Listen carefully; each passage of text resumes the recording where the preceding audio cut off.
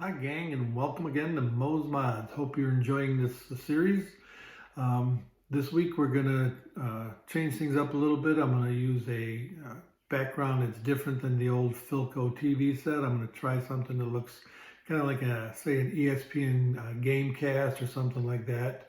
I'm going to show you how to make some changes to a few of the elements on the screen, such as the scoreboard font. There's no option within the game itself to change the font, but you can do it. Now I'll show you how. I'm going to show you how to change the player card image background. So if you have the card image installed, we can change the background that shows up for those. I'm also going to show you how to change the background image for the stats that show up for the player. I'm going to show you how to set up some custom dice, and then I'm going to show you how to tinker with the notebook. I took my notebook, gave it an old school look, and then I poured Kool-Aid all over it. I think it came out kind of cool. Finally, I'm going to touch base on a couple of things. The help file that comes with the game, and also some software that I use for image editing. It's called Affinity Photo. I'm going to show you how to take a daytime image of a ballpark and then give it a nighttime glow, and I think you'll like it. So if you're ready for this week's lesson, go get yourself a Pepsi, and then I will meet you back here in a few minutes. Oh yeah. Okay, so here we have the standard layout that comes with Saturday Night Baseball game, other than I have the old Philco TV background, but the ballpark image that we see here, the dice, the stat background, the player card backgrounds, and the scoreboard font. This is all the standard stuff that you get when you install your Stratomatic PC baseball game. I'm going to show you how to tweak these elements, and we'll get a whole new look going here. So just hang on a minute. I'll load a new screen for you, and then I'll get right back to that, and I'll show you how I got there. All right, so here we have the images that we're going to use to make those tweaks to our baseball game. So if you notice here, we have this file called ABP card B. That's a blue background for the player card. We have an ABP card R, and I just renamed these with a B so that I can show you how to compare them to the ones that I did. So the blue background for the player card is this one. That's the standard. I created this one. I think it did in Microsoft Paint. I don't really remember. Then this is the red version. So this is my red version of the card background. And all we're going to have to do is replace the files in these Stratomatic Baseball data folder with these, and we'll get the new look. Also the dice background, I want to show you these two here. This is the standard one that comes with the game, and this is the one that I created, because if you'll notice here, my dice have a black background where the standard game has the blue backgrounds. So here's just an example of the red dice that I created. And this is just a bitmap file, certain length. Each one of the dice are a certain distance apart. You'll notice that these first, looks like 12 die or so, are kind of blurry, and that's how you get the illusion of motion when the dice are rolling. If we look at the Stratomatic version on their red die, you'll see here these die are, this is how they're rolling, and then the solid ones here is when you finish up the roll, this is how they end up. Now, one thing that they do better than me is the different angles that the dice are. Mine are pretty much just flat. You'll notice here, I didn't go to the extent of creating 3D dice. Mine are just kind of flat. So when you watch my dice roll, they're just kind of spinning around on there. But the Stratomatic game, when you're playing it with their default dice, you get a better looking dice roll.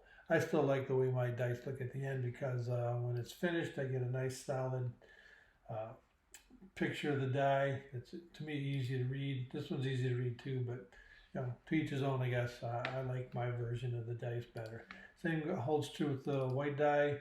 I have the black background on my die, and they have the blue background on there. So when you see the standard game, you'll see the blue background when you roll the dice, and with mine, you'll use the black background. And then finally, we have the stat back image. So this is that image that you normally see with the Stratomatic, but this here is my version of that. And you can create anything you want here, but the key here is the headings are actually part of the image, whereas they're not text that would be overlaid over top of it within the game. So when you create yours, you can use whatever font you want to create headings, but they should be spaced, accordingly. And then if you do that, you should get a decent look on your stat back. So I'm going to reload my new version of the game, and I'll show you how that looks with all these mods in. And here you go. This is what I call my Stratomatic game cast. A few of the differences in this particular setup is I'm not using the ABP background. I'm just using the ballpark image, and this whole background screen here is the ballpark image. It's I resized the ballpark image to pretty much cover the whole screen. So it doesn't matter what kind of ABP back you have. This is going to take precedent over that. So I save this as my Tiger Stadium ballpark my Comerica ballpark BP069D. So it's a 69 D for a day game. I set up my location file to match this. You'll notice here we got a different kind of a font for the scoreboard. We have those background images I told you for the player cards. So I have these different colors here. I think these they might be a little easier to read, but it's up to you, however you like it. And then over here, I got a nice black background under this row of text, and a nice light background under this one. So to me, those numbers are kind of easier to read. Excuse me. Finally, here's my custom dice. You see I got the black background, like I said. These are my dice. All I did was replace the image file, and when I click on this, that's how my dice spin. And like I said, they're different than the others. Uh-oh, looks like we might have a home run here. Yep. So Wilson Benedict just jacked one. Oh wow, that's kind of cool.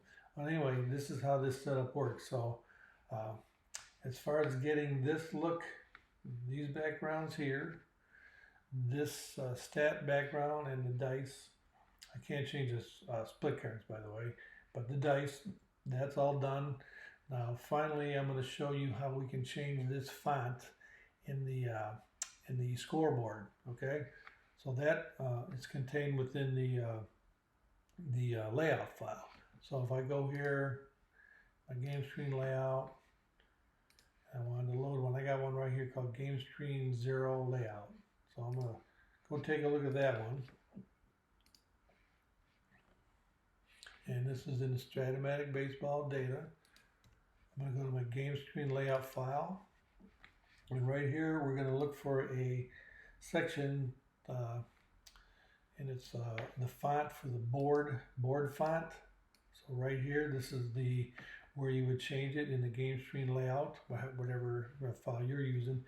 I downloaded this font called Urbos Draco First Open NBP, but there's any number. When you first install your Stratomatic game, this isn't going to be there. So you're going to have board font, height, weight, and color. Oh, I'm sorry. Never mind that color. I tried tinkering with the color, and that's not going to do you any good. So you can forget about changing the color on that scoreboard font. But anyway, when you first get it, you're going to have the board font, the height and weight, and that's it. But you can add a row in here. You put this font. You can put whatever font you like in there. You can put your Arial. You can put your Courier New. You know, any of the standard Windows fonts. Or you can go look for an old scoreboard font that I was looking for. There's several out there, and this one I came up with, and I think it kind of looks okay. So I'm going to save this, and then just to show you how it would change, if I go here and change this here to Courier New, I'm going to save that. I go to my game, I'll load my layout. And now you'll see we have a Courier font there. So I'm going to put it back to that custom font that I tweaked. You can also change the size and weight here of the font. And now I just go back over here and load that layout again. And there we go. We got that new font. So I hope you like those tweaks. Now I'm going to go over a couple of things like the resource file, and help file, and then I'm going to get into that Affinity Photo stuff for you. Okay, so hang on. So here's another neat little trick you can do with your game. If you want to change how the a notebook looks when you call up a player from the game or from the player list, there's a file in there in the Stratomatic Baseball data folder called notebook2.bmp. This is the original one, so if you go into the game, you'll see this is your notebook. I actually did one version of my own where I just kind of gave it the old parchment paper look. I put a worn out rubber band across the middle of it and put a little Kool-Aid around the edges of it. So now I copy this file here into the Stratomatic Baseball data folder, and then when I want to look at a player image, a player notebook, and then I get this image for the card images. So there's my little background. I got my worn out rubber band, my Kool-Aid, and it's that's kind of a tribute to an incident I had back in the 70s, which I call the Great Kool-Aid Incident. I actually spilled a glass of Kool-Aid on my game table while I was playing, and I had a few cards that wound up with the red stain. So that's what that's all about. I hope you enjoy that. I got a request from Brad First in the Stratomatic World Facebook group about showing people how to access the help file and the README text file or the resource file that they have with this Stratomatic baseball game. So you know, a lot of people, sometimes you click on the help file and you want to go to help contents, you might get this error message. And it says, oh, there's an error opening the Windows-based program. The features not. Now, the reason for this is that Stratomatic changed how they organize the help file, and I think actually prior to that, Windows changed their support for the help file. So what they wound up doing was actually making more work for the guys at Stratomatic, because now they had to create a new help file that's in this new format. So if we go to the Stratomatic baseball folder here, right, and we'll look for a file called, I think it's called baseball right here, or okay, base 95 help. That's the old help file. So this is the one that when you clicked on that button, it tried to open it and it can't open it. So if we go back to the game, you'll notice here there's an option here that's called a new help file. So you can click on these options here.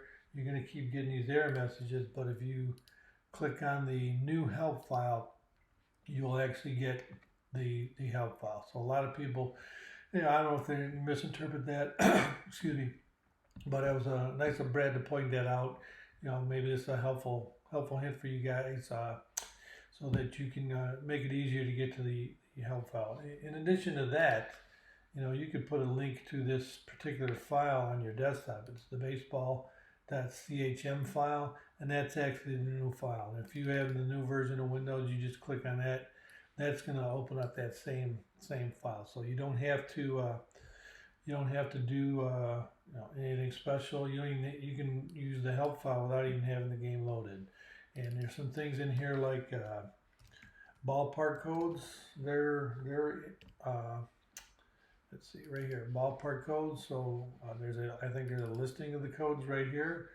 So if you want to create a ballpark image and save it, you use the standard format. It'd be, so for example, Chase Field. If you wanted to create your own image, you create a bitmap of Chase Field, and then you name it BP094, and then D for a day game or N for a night game, and then you use the .bmp extension. Once you do that, you can put that file in your Stratomatic Baseball data folder, and then the image that you've created or the ones that you use will then be used for the Chase Field. So lots of other helpful items here in this CHM file. So if you need help, like I said, you can go here, and you can also get to that file from the new help file screen.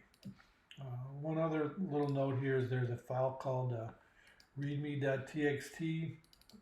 This has some helpful hints too, like how to get a quick start, installation, even explain some information about the help file, and then authorization, that kind of stuff, font sizes. So I highly suggest you at least go through this README. It's got some tips that can answer some questions rather than you're worrying about asking on the forum. You can just find it right here, and maybe that'll help you out. So that's the README file and the help file. I'm going to close this down, and then we're going to open up a whole brand new app on my iMac called Affinity Photo, and I'm going to show you how I take a ballpark image, a daytime ballpark image of Tiger Stadium, and I'm going to give it a nighttime look, okay? So stick with me and I'll get right on. Okay, so before I get into the Affinity Photo, I just want to go over one more thing. This might have been more along the lines of what Brad first was talking about too.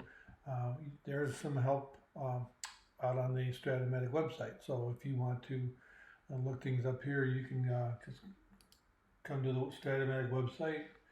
I believe it's the tech support, the FAQ, frequently asked questions. You go there and click on baseball, and here you'll see a lot of things that can answer some questions for you, like how to activate or deactivate a code, I think, getting authorization, corrupted error, what do you do, and so on. So, just to make things a little easier for you, you have these resources available to you. So, either get them from the Stratomatic game folder, or just go out to their website and look up the facts.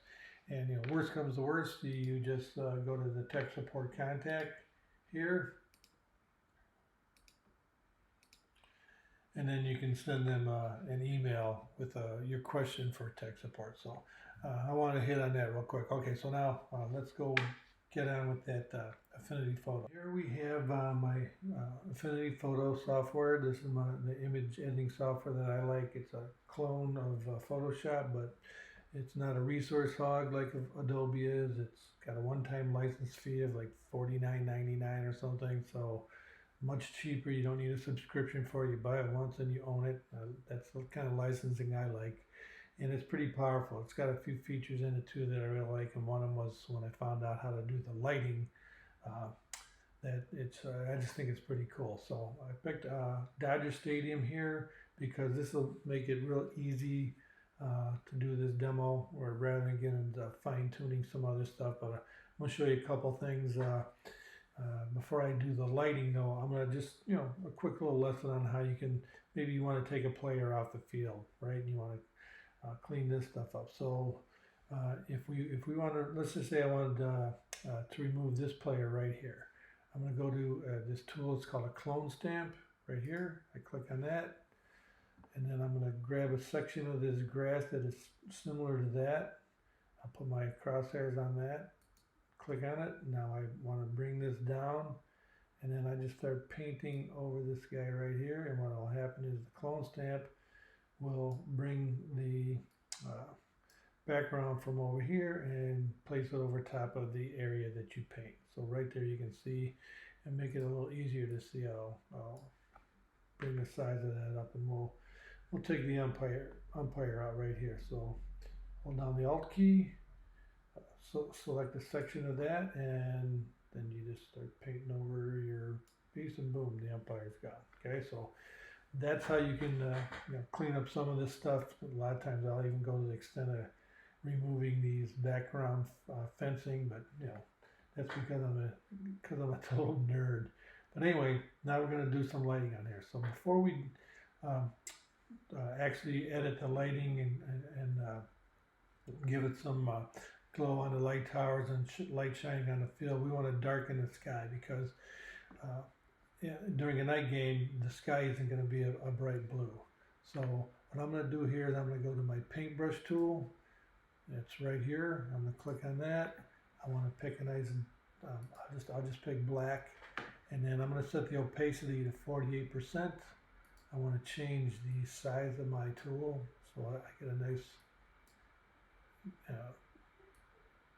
good size cursor area, and then I'm just going to start painting this. Now one of the keys here is when you paint over this, you want to do this all in one stroke, because if you let off your mouse and then click again and go over another spot, it's going to darken. For example, if I was to go like this, and then I let off the mouse and then run over that same spot, it's going to darken again. Well, I don't want to do that, because then you get stuff like that. I don't want that at all. So I'm going to just paint this whole thing with one brush, and I'm just going to go like this. So darken the sky, darken the light towers. And one of the keys here is to get close to the area that you want. So I'm doing this all, just holding the mouse down the whole time. Don't want to lift up the mouse. And I'm going to darken that sky.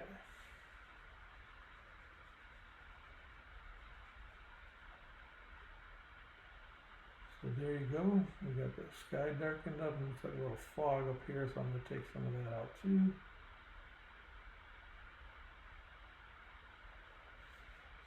And that's pretty good. That's what I wanted. So now I got a darker sky. Now I'm going to add some lighting to it. And so in the special effects, oh, I'm sorry, no, it's not there. It is in the layer, filters, and then lighting.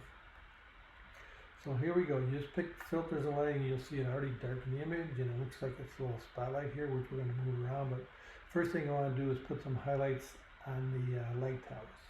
Now, in order to do that, we need to change the type of the lighting, and we're going to do the point, and this just kind of gives us a glowing circle. I'm going to put that out there. I want to change the distance so it's not so large.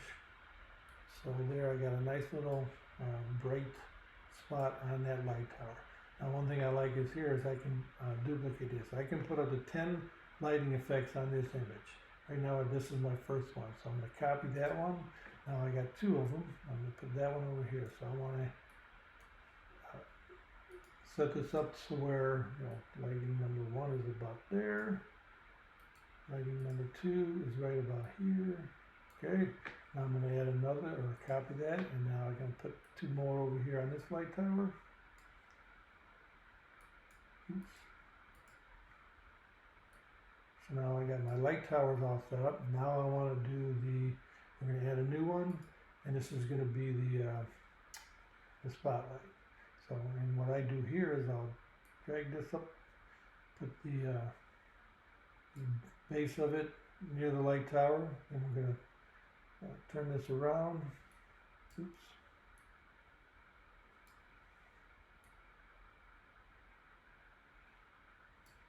And then we'll stretch this out.